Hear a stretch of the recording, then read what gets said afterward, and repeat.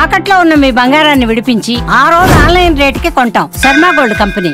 నమస్కారం, సుమన్ టీవీకి స్వాగతం. 2025 జనవరి మాసం ద్వాదశ రాశుల వారికి ఎలా ఉండబోతుంది, నవగ్రహాల సంచారం వీరికి ఎలా ఉంది, ఎటువంటి ఫలితాలను ఇస్తున్నాయి, ఈ విషయాలను తెలియజేసేందుకు మనతో పాటు ఉన్నారు ప్రముఖ జ్యోతిష్య రత్న జ్యోతిష్య చక్ర వైభవ నిపుణ డాక్టర్ రాళ్లపల్లి రవికుమార్ గారు.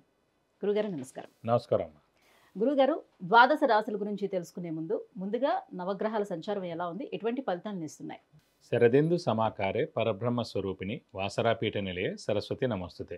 సుమన్ టీవీ ప్రేక్షకులకి నమస్కారం. ముందుగా నవగ్రహాలు ద్వాదశ రాశుల్లో జనవరి నెలలో ఎక్కడ ఉన్నాయో ఇప్పుడు తెలుసుకుందాం.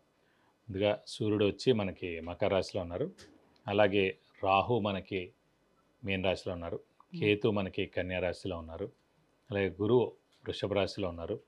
అలాగే మనకి శుక్రుడు కుంభరాశిలో ఉన్నారు. శని స్వస్థానమైన మనకి కుంభరాశిలో ఉన్నారు. బుధుడు మనకి ధనుసు రాశిలో ఉన్నారు. ఇంకా ఆఖరిగా కుజుడు వచ్చి నీచ స్థానంలో ఉన్నాడు. 20th జనవరి 2025 వరకు కుజుడు నీచ స్థానంలో ఉన్నారు. ఈ కుజుడు నీచ స్థానం మూలాన్ని కర్కాటక రాశి వారికి, సింహరాశి వారికి, మీన రాశి వారికి, ఈ మూడు రాశులకి యోగకారకుడు కుజుడు అయ్యాడు కాబట్టి, అలాంటి కుజుడు నీచలో ఉన్నాడు కాబట్టి 21/1/2025 వరకు డబ్బు ఖర్చు కానీ, హెల్త్ ప్రాబ్లం కానీ, మాట పట్టం కానీ జరిగేందుకు అవకాశాలు ఉన్నాయి. చిన్న యాక్సిడెంట్ కూడా జరిగేందుకు అవకాశం ఉన్నాయి. కాబట్టి కొంచెం జాగ్రత్త వహిస్తే సరిపోతుంది. సో 21/1/2025 తోటి కుజుడు కూడా నీచత్వం వెళ్ళిపోతుంది కాబట్టి ప్రపంచం అంతా కూడా ఈ కెలామిటీస్, న్యాచురల్ కెలామిటీస్ ఇలాంటివన్నీ కూడా తగ్గుతాయని ఖచ్చితంగా మనం చెప్పుకోవచ్చు. గురుగారు, ఈ 2025 జనవరి మాసం మరి తులారాశి వారికి ఎలా ఉండబోతుంది? తప్పకుండా. తులారాశి అనగానే మనకి చిత్త 3-4 పాదాలు, స్వాతి 1-2-3-4 పాదాలు, విశాఖ 1-2-3 పాదాలు, ఈ నక్షత్రాల సమూహంతో మనకి తులారాశిలోకి వస్తుంది. ప్రస్తుతం అష్టమ స్థానంలో గురువు ఉన్నాడు. పంచమ స్థానంలో శని, శుక్రులు ఉన్నారు.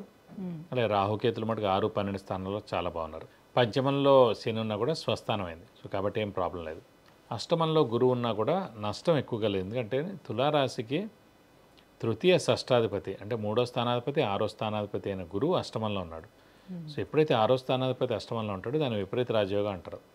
సో అంత మేజర్గా ప్రాబ్లం అయితే ఏముండదు తులారాశి వారికి, గురువు బలం లేదని చెప్పి. పాపి పాపస్థానంలో ఉన్నాడు అంటే ఆ లగ్నానికని ఆ రాశి కానీ పాపి అవుతాడు గురువు. కాబట్టి పాపస్థానంలో ఉన్నాడు కాబట్టి నష్టం ఏం చేకూర్చాడు, విపరీత రాజయోగాన్ని ఇస్తాడు. అనుకోకుండా ఎప్పటి నుంచో ఆగిపోయిన పనులన్నీ కూడా ఉన్నాయనుకోండి, సడన్గా ఈ పనులన్నీ జరగడం, ఎప్పటి నుంచో ఉద్యోగం రావాల్సింది, ప్రమోషన్ రావాల్సింది జరగలేదు, సో ఈ సమయంలో రావడం, ఇవన్నీ కూడా ఇది విపరీత రాజయోగం ద్వారా వస్తుందన్నమాట. అష్టమంలో గురువు ఉండడం చేత గురుబలం తక్కువగా ఉందని అనిపించినా కూడా, మామూలుగా మనం 2, 5, 7, 9, 11 స్థానాల్లో గురువు ఉంటే కనుక గురుబలం అనుకుంటాం. కానీ ఇక్కడ 8th ఉన్నాడు కదా అని అనుకున్నా కూడా తృతీయ షష్టాధిపతి అయిన గురువే అష్టమంలో ఉన్నాడు కాబట్టి అదేం ప్రాబ్లం లేదని చెప్పుకోవాలి. ఇది కాకుండా ముఖ్యంగా ద్వితీయ సప్తమాధిపతి అయిన కుజుడు నీచలో ఉన్నాడు. సో సేమ్ కుటుంబ స్థానాధిపతి నీచలో ఉన్నాడు. అలాగే సప్తమ భర్త లేదా భార్య స్థానాధిపతి అయిన కుజుడు నీచలో ఉన్నాడు కాబట్టి కుటుంబంలో చిన్న ఇబ్బందులు వస్తుంటాయి. అది కూడా జనవరి 20 తారీఖు దాకే అనుకోండి, జస్ట్ 20 రోజులే. అలాగే ఇమీడియట్ బాస్తో ప్రాబ్లం రావడం, భార్యాభర్తల మధ్య చిన్న అన్యోన్యత లోపించడం, ఇలాంటివన్నీ జరిగేందుకు అవకాశం అనమాట. సో జనవరి 20తో ఇవన్నీ కూడా జరిగిపోతాయి, ఏం ప్రాబ్లం ఉండదన్నమాట. కాబట్టి ముఖ్యంగా చూస్తే మటుకు రాహుకేతుల బలం బాగుంది, శని బలం పరిపూర్ణంగా ఉంది, గురువు అష్టమ స్థానంలో కూడా 60% ఫలితాన్ని మంచిదే ఇస్తారని చెప్పుకోవాలి. బట్ అది మేజర్గా ఏప్రిల్ మే వచ్చే వరకు అన్ని ఇవన్నీ చేంజ్ అవుతాయి కాబట్టి ఫస్ట్ ఏప్రిల్కి శని మారిపోతాడండి. శని 6th హౌస్లో ఇంకా 100% ఉంటాడు. 3, 6, 11 స్థానాలు బెస్ట్ అనమాట, రాహుకి కానీ, కేతుకి కానీ, శనికి కానీ. అలాంటి శని మనకి 2.5 సంవత్సరాలు గోల్డెన్ పీరియడ్ 1st ఏప్రిల్ నుంచి.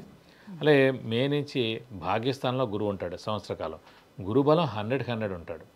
పంచమ స్థానంలో రాహు, లాభస్థానంలో కేతు, అది కూడా 100 అనమాట. సో అన్నిటికన్నా బెస్ట్ రాశులు ఈ కొత్త సంవత్సరం ఉగాది తర్వాత అయితే మటుకు ఫస్ట్ ఆఫ్ ఆల్ వృషభ రాశి వారికి, సెకండ్ తులారాశి వారికి. కాబట్టి ఏదైనా సరే ఈ చిన్న కష్టాలు ఏమైనా కూడా ఈ 1-2 months అందన్నమాట. సో ఎక్కువగా ఏం ప్రాబ్లమ్స్ అయితే ఉండవు. గురుగారు, మరి ఈ తులారాశి వాళ్ళకి విద్యార్థులకి ఏ రకంగా ఉండబోతుంది? వాళ్ళు విద్యార్థులకు సువర్ణావకాశం అని చెప్పుకోవాలి. ఎందుకంటే ముఖ్యంగా విద్యార్థుల్ని చెక్ చేసినప్పుడు చతుర్థ స్థానాధిపతి శని పంచమ స్థానంలో ఉన్నాడు, స్వస్థానంలో ఉన్నాడు, అది చాలా బాగుంది. అలాగే ఈ అష్టమ స్థానంలో గురువు ఉన్నాడు. ఎప్పుడైతే అష్టమ స్థానంలో గురువు ఉంటాడో, లగ్నం నుంచి మామూలుగా గురువు కూడా అష్టమ స్థానంలో ఉంటాడో, తల్లిదండ్రులు దూరంగా ఉండి చదువు కానీ ఉద్యోగం కానీ చేయడం అనేది ఉంటుందన్నమాట.